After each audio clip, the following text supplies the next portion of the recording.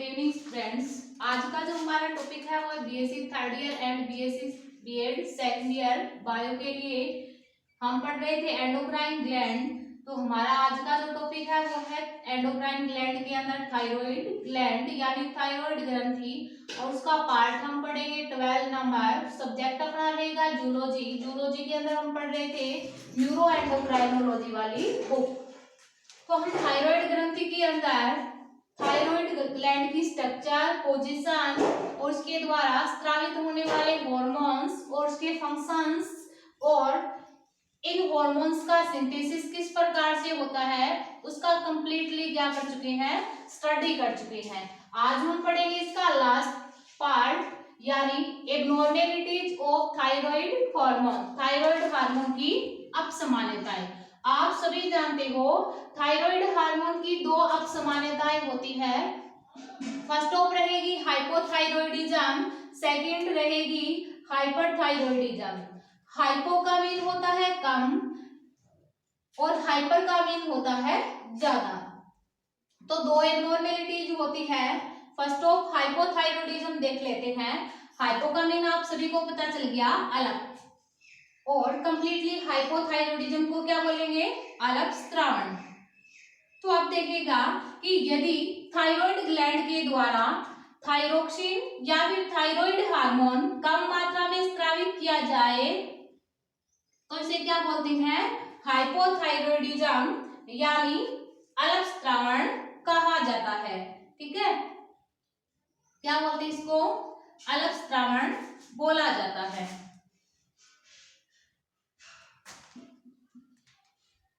Thyroxine कर लीजिएगा इधर। अब देखिएगा कि by the way thyroid gland है उसके द्वारा कम मात्रा में थायरोक्सिन हार्मोन का क्या किया जाए, स्रावण किया जाए। तो कम मात्रा में थायरोक्सिन हार्मोन का स्रावण किया जाएगा या कम मात्रा में थायराइड हार्मोन का स्रावण किया जाएगा तो विभिन्न प्रकार के डिजीज अपनी बॉडी में उत्पन्न हो जाते हैं। First of disease simple goitre, जिसको हिंदी में सामान्य घेंगा बोलते हैं। सेकंड डिजीज अलग स्त्रावण से कौन सा होगा, हाशिमोटो डिजीज यानी हाशिमोटो रोग। थर्ड मिक्जीडिमा, जिसको हिंदी में भी क्या बोलते हैं, मिक्जीडिमा। फोर्थ क्रिटिनिज्म, जिसको हिंदी में भी क्रिटिनिज्म बोला जाता है। और हाइपरथायरॉयडिज्म का मीन, हाइपर का मीन होता है अति, थायरॉयडिज्म का यहाँ पे मीन है थायराइड या थायरोक्सिन हार्मोन का अधिक मात्रा में स्रावण। यदि थायराइड ग्लैंड के जो फॉलिकल्स है और उसकी फॉलिकुलर जो सेल होती है वो क्या हो जाए, अधिक सक्रिय हो जाए, तो वो अधिक मात्रा में क्या करती है, इस थायरोक्सिन या थायराइड हार्मोन का अधिक मात्रा में स्रावण करती है, जिसकी वजह से एक्टोपैथेमिक गोइटर हो जाता है यानी नेत्रोसंगी गलगंट हो जाता है। तो फर्स्ट ऑफ एबनॉर्मेलिटीज अपनी रहेगी हाइपरथायरॉयडिज्म यानी अलग स्रावण। तो इधर देखिएगा सिंपल गोइटर होता क्या है, सामान्य घेंगा जिसको बोलते हैं। यदि अपने भोजन के अंदर किसकी कमी हो जाए, आयोडीन की कमी हो जाए। आप सभी जानते हो कि थायराइड ग्लैंड थायरोक्सिन हार्मोन तभी स्रावित करेगी जब थायराइड ग्लैंड को आयोडीन प्रचुर मात्रा यानी उसको जितना आयोडीन चाहिए उसको उतना आयोडीन मिल जाता है। बाय द वे यदि थायराइड ग्लैंड को आयोडीन नहीं मिल पाता, क्यों, क्योंकि भोजन के अंदर यदि अपन भोजन के थ्रू आयोडीन कम मात्रा में लेते हैं तो आयोडीन की क्या हो जाती है, कमी हो जाती है, जिसकी वजह से थायराइड ग्लैंड होती है उसको आवश्यक मात्रा में आयोडीन नहीं मिल पाता, जिसकी वजह से वो थायरोक्सिन हार्मोन का स्रावण और संश्लेषण नहीं कर पाती। और जैसे ही बॉडी के अंदर थायरोक्सिन हार्मोन की मात्रा कम हुई, आप सभी जानते हो कि एडिनोहाइपोफाइसिस के द्वारा किसका स्रावण किया जाएगा, टीएसएच का स्रावण किया जाएगा। टीएसएच की full form thyroid stimulating hormone. तो जैसे ही अपने ब्लड के अंदर थायरोक्सिन हार्मोन की मात्रा कम होगी वैसे ही एडिनोहाइपोफाइसिस टीएसएच हार्मोन का स्रावण करेगी। बट थायराइड ग्लैंड को आयोडीन नहीं मिल रहा है, तो थायराइड ग्लैंड थायरोक्सिन हार्मोन का तो ना संश्लेषण कर पाती है और ना ही उसका स्रावण कर पाती है। एडिनोहाइपोफाइसिस के द्वारा स्रावित होने वाला टीएसएच हार्मोन थायराइड ग्लैंड की कोशिकाओं पे दबाव डालता है, यानी उसे प्रभावित करता है कि वो अधिक मात्रा में थायरोक्सिन हार्मोन स्रावित करे। बट उसको आयोडीन नहीं मिलने के कारण वो थायरोक्सिन हार्मोन का स्रावण नहीं कर पाती। इसकी वजह से थायराइड ग्लैंड की जो सेल्स होती है यानी जो कोशिकाएं होती है वो विभाजित होकर या फिर आप बोल सकते हो बहुगुणन कर अपनी संख्या में क्या करती है, वृद्धि करती है। अब जैसे ही संख्या में वृद्धि होगी वैसे ही आप सभी जानते हो कोशिका की संख्या भी बढ़ेगी और कोशिकाएं इस प्रकार से कोशिकाओं की संख्या में जैसे ही वृद्धि होगी तो कोशिकाएं क्या बना लेती है, गुच्छा बना लेती है। इसको अपन क्या बोलते हैं, सिंपल गोइटर यानी सामान्य घेंगा रोग बोलते हैं। क्योंकि जैसे ही कोशिकाएं बहुगुणन यानी मल्टीप्लिकेशन करेगी कोशिकाओं की संख्या में वृद्धि होगी और कोशिका इसी के साथ साथ फूल कर क्या हो जाती है, बड़ी हो जाती है, जिसकी वजह से जो थायराइड ग्लैंड का या थायराइड ग्लैंड होती है वो फूल जाती है, जिसको अपन क्या बोलते हैं, सिंपल गोइटर यानी सामान्य घेंगा रोग बोलते हैं। अब देखिएगा कि जो कुछ विशेष क्षेत्र ऐसे होते हैं जैसे पहाड़ी इलाके के अंदर जल और भोजन के अंदर क्या हो जाए, आयोडीन की कमी हो जाए। आयोडीन की कमी होने के कारण उनमें अपन को सामान्य रूप से सिंपल गोइटर देखने को मिलता है।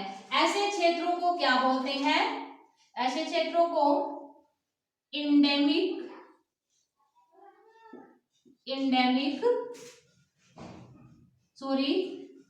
पहाड़ी जो इलाके होते हैं वहां पर जल और भोजन के अंदर आयोडीन की कमी हो जाए तो वहां पे उन लोगों के अंदर सिंपल गोइटर हो जाता है। इस प्रकार पहाड़ी क्षेत्रों के अंदर जो लोग रहते हैं उसके अंदर जो गोइटर होता है उसको इंडेमिक गोइटर बोलते हैं। क्या बोलते हैं, इंडेमिक गोइटर बोलते हैं। और ऐसा जो क्षेत्र होता है उसको गोइटर बेल्ट बोला जाता है। क्या बोलते हैं, गोइटर बेल्ट यानी घेंगा क्षेत्र बोला जाता है। तो आपको पता होना चाहिए इंडेमिक गोइटर क्या होता है कि जितने भी पहाड़ी इलाके में रहने वाले लोग हैं उनके भोजन प्लस मिट्टी और प्लस पानी के अंदर यदि आयोडीन की कमी है तो उसमें अपन को सिंपल प्रकार का गोइटर देखने को मिलता है। इस प्रकार इनमें जो गोइटर उत्पन्न होता है उसको इंडेमिक गोइटर कहा जाता है और इस एरिया को गोइटर बेल्ट यानी घेंगा क्षेत्र कहा जाता है। इसी के साथ सिंपल गोइटर कंप्लीट होता है। सेकंड अपन बात करते हैं हाशिमोटो डिजीज। तो देखिएगा यदि थायराइड ग्लैंड के द्वारा थायरोक्सिन हार्मोन कम मात्रा में क्या किया जाए, स्रावित किया जाए। थायरोक्सिन हार्मोन कम मात्रा में स्रावित किया जाएगा तो आप सभी जानते हो कि जैसे ही थायरोक्सिन कम मात्रा में स्रावित होगा तो वैसे ही हमारी बॉडी के अंदर ये 4 प्रकार के डिजीज उत्पन्न होने क्या हो जाते हैं, प्रारंभ हो जाते हैं। डॉक्टर क्या करता है, इस थायरोक्सिन हार्मोन के उपचार के लिए यानी ये जितनी अपनी बॉडी को आवश्यकता है मेटाबॉलिक क्रिया के लिए या अदर एक्टिविटीज के लिए उतनी मात्रा में क्या हो, थायरोक्सिन हार्मोन का स्रावण हो। बट यदि क्या होता है कि थायराइड जो ग्लैंड होती है वो जितनी अपन को थायरोक्सिन हार्मोन की मात्रा आवश्यक है उतनी मात्रा में थायरोक्सिन हार्मोन स्रावित नहीं करती, तो डॉक्टर क्या करता है उसके ट्रीटमेंट यानी थायरोक्सिन के ट्रीटमेंट के लिए हमें क्या देता है, डोज यानी दवाई देता है।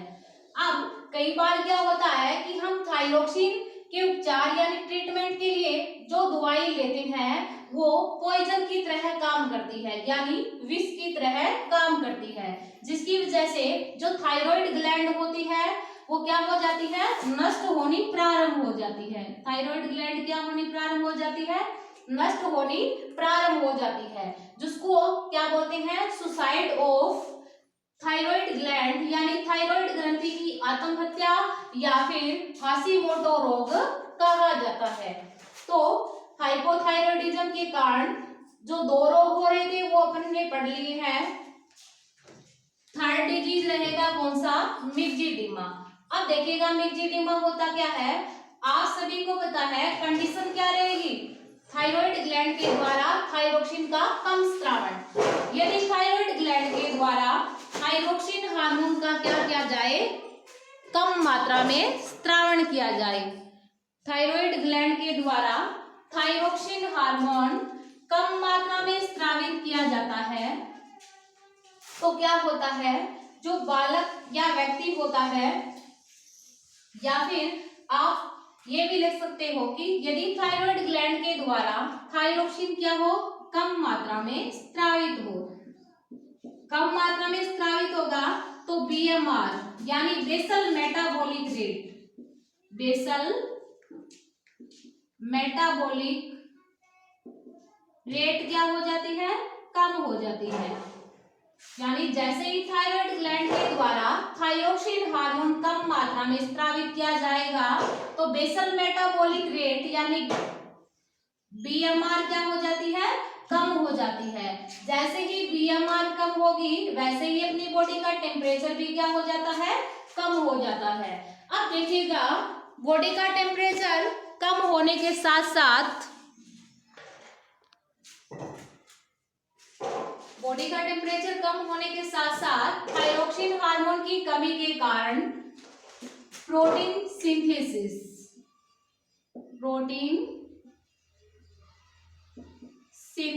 भी क्या हो जाता है, कम हो जाता है। जैसे जैसे प्रोटीन सिंथेसिस होगा उसी के साथ साथ हमारी जो बॉडी होती है वो क्या हो जाती है, वीक यानी कमजोर हो जाती है और क्या हो जाती है, सुस्त हो जाती है। यानी थायरोक्सिन हार्मोन कम मात्रा में स्रावित होगा तो बेसल मेटाबॉलिक रेट यानी बीएमआर कम होगी, बीएमआर कम होगी तो बॉडी का टेम्परेचर भी क्या होता है, कम होता है। और इसी के साथ साथ थायरोक्सिन हार्मोन की कमी के कारण प्रोटीन सिंथेसिस भी क्या हो जाता है, कम हो जाता है, जिसकी वजह से हमारी बॉडी जो होती है वो क्या हो जाती है, वीक यानी कमजोर हो जाती है और क्या हो जाती है, सुस्त हो जाती है। इसी के साथ साथ हमारी जो स्किन होती है यानी जो त्वचा होती है उसके नीचे जल इकट्ठा होना प्रारंभ हो जाता है। हमारी स्किन के नीचे जल इकट्ठा होना क्या हो जाता है, प्रारंभ हो जाता है, जिसकी वजह से जो स्किन होती है वो जगह जगह से क्या हो जाती है, फूल जाती है। स्किन जगह जगह से क्या हो जाती है, फूल जाती है, जिसको क्या बोलते हैं, मिक्जीडिमा रोग बोला जाता है। मेनली मिक्जीडिमा के अंदर हमारी जो त्वचा की या फिर आप ये बोल सकते हो कि होठ और आंखों की पलकें होती है उसके नीचे जल इकट्ठा होने के कारण होठ और आंखों की जो पलकें होती है वो क्या हो जाती है, मोटी हो जाती है। तो इसी के साथ मिक्जीडिमा भी क्या हो जाता है, कंप्लीट हो जाता है। हाइपोथायरॉयडिज्म के कारण फोर्थ जो डिजीज होगा वो कौन सा होगा, क्रिटिनिज्म। अब क्रिटिनिज्म होता क्या है वो देखिए कि जितने भी बौने बालक हैं बौने क्यों रह जाते हैं, आप सभी जानते हो, एक तो होता है growth hormone, second thyroxine hormone. यदि थायराइड ग्लैंड के द्वारा थायरोक्सिन हार्मोन क्या किया जाए, कम मात्रा में स्रावित किया जाए, थायराइड ग्लैंड के द्वारा थायरोक्सिन हार्मोन कम मात्रा में स्रावित किया जाएगा तो जो बालक होता है उसकी शारीरिक और मानसिक वृद्धि रुक जाती है। कंडीशन क्या रहेगी, यदि बाल्यावस्था के अंदर थायरोक्सिन हार्मोन कम मात्रा में स्रावित होगा तो बालक की शारीरिक और इसके अलावा मानसिक वृद्धि क्या हो जाती है, रुक जाती है। शारीरिक और मानसिक वृद्धि क्या हो जाती है, रुक जाती है। आप सभी जानते हो कि शारीरिक वृद्धि रुकने के कारण क्या होता है, बालक के जो हाथ पैर होते हैं वो छोटे रह जाते हैं, जिसकी वजह से साथ साथ उसकी लंबाई भी क्या हो जाती है, कम, यानी लंबाई उसकी नहीं बढ़ती। ऐसे बालकों को अपने क्या बोलते हैं, बौने बालक यानी क्रीटिन्स बोला जाता है। क्या बोलते हैं उसको, क्रीटिन्स बोला जाता है।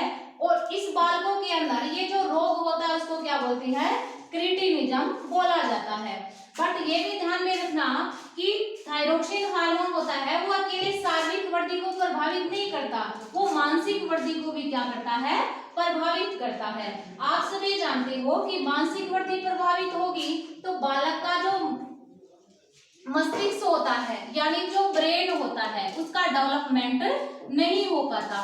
ब्रेन का डेवलपमेंट नहीं होगा तो आप सभी जानते हो, ब्रेन का डेवलपमेंट नहीं होगा तो ऐसा बालक क्या होगा, मंदबुद्धि का होता है, यानी उसका आईक्यू लेवल तेज नहीं होता, यानी नॉर्मल होता है, जिसकी वजह से उसमें उतनी बुद्धि लब्धि नहीं होती। कहने का मीन ये है कि वो मानसिक रूप से क्या होता है, मंद होता है, यानी मंद बुद्धि का बालक होता है। ठीक है।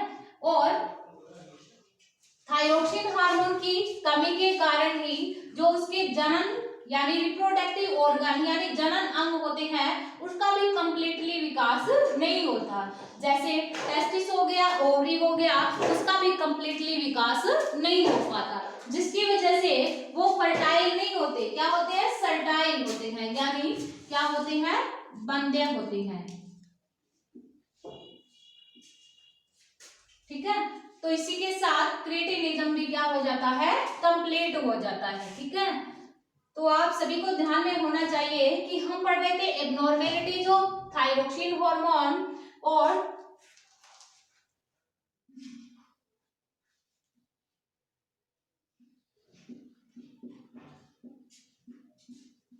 थायरोक्सिन हार्मोन की एब्नॉर्मेलिटीज हम पढ़ रहे थे। तो आप सभी को ध्यान में होना चाहिए कि इसकी दो एब्नॉर्मेलिटीज है। एक थी हाइपोथायरॉयडिज्म। हाइपो का मीन आपको बताया गया था कि अल्प स्त्रावण। ठीक है। अगर अल्प स्त्रावण होता है किसका, थायरोक्सिन हार्मोन का, तो मनुष्य के अंदर 4 प्रकार के डिजीज अपन को देखने को मिलते हैं। ठीक है। तो ये चारों डिजीज आपको पता होना चाहिए कब, क्यों और किस कंडीशन के कारण मनुष्य के अंदर उत्पन्न होता है। ठीक है।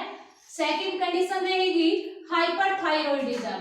हाइपर का मीन आप सभी जानते हो, हाइपर का मीन क्या होता है, ज्यादा होता है।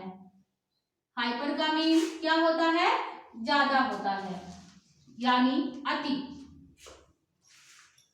अब देखिएगा, by the way thyroid gland के द्वारा थायराइड या फिर थायरोक्सिन हार्मोन कम मात्रा में क्या किया जाए, स्रावित किया जाए। यदि थायराइड ग्लैंड के द्वारा थायरोक्सिन हार्मोन अधिक मात्रा में स्रावित किया जाए, कम नहीं सॉरी अधिक मात्रा में स्रावित किया जाए, तो मनुष्य के अंदर विभिन्न प्रकार के डिजीज हो जाते हैं।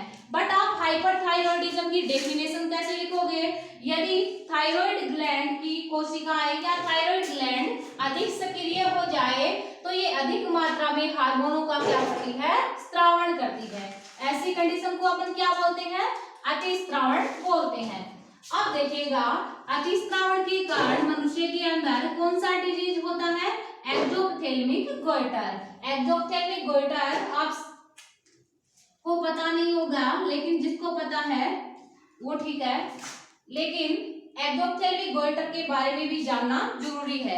एक्सोप्थेल्मिक गोइटर होता क्या है कि यदि थायराइड ग्लैंड के द्वारा थायरोक्सिन हार्मोन कम मात्रा में स्रावित किया जाएगा तो आप सभी जानते हो कि हमारी आंखों का जो नेत्र गोलक होता है, आंखों का नेत्र गोलक जो होता है उसके नीचे श्लेष्मा इकट्ठी होने क्या हो जाती है, प्रारंभ हो जाती है। यदि थायराइड ग्लैंड के द्वारा थायरोक्सिन हार्मोन अधिक मात्रा में स्रावित किया जाएगा तो हमारी आंखों की पलकों के नीचे श्लेष्मा इकट्ठी होने क्या हो जाती है, प्रारंभ हो जाती है, जिसके कारण जो नेत्र गोलक होते हैं वो बाहर की ओर उभर जाते हैं। ठीक है। इस प्रकार नेत्र गोलक का बाहर की ओर उभरना ही क्या कहलाता है, एक्सोप्थेल्मिक गोइटर यानी नेत्रोसंगी गलगंठ कहलाता है। तो इस प्रकार थायराइड ग्लैंड अपनी कंप्लीट होती है एब्नॉर्मेलिटीज के साथ ही, एब्नॉर्मेलिटीज ऑफ थायरोक्सिन हार्मोन या थायराइड हार्मोन के साथ ही थायराइड ग्लैंड क्या हो जाती है, कंप्लीट हो जाती है। आज के लिए बस इतना ही, आगे मिलेंगे नेक्स्ट क्लास के अंदर।